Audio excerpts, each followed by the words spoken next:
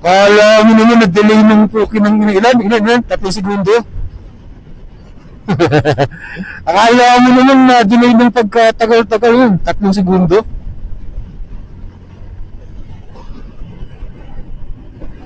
Akala mo naman na-delay ng pagkatagal-tagal. Utang ina, pag konti mahirap sa Pilipinas, wala tayong land tax dito, tangina.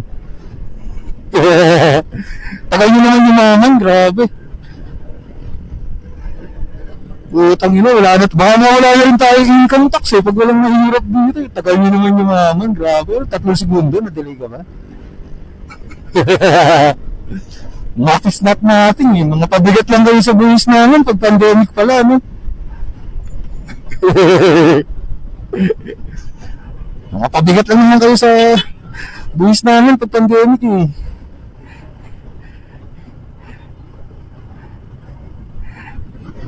Tinignan yun eh. 3 segundo, grabe.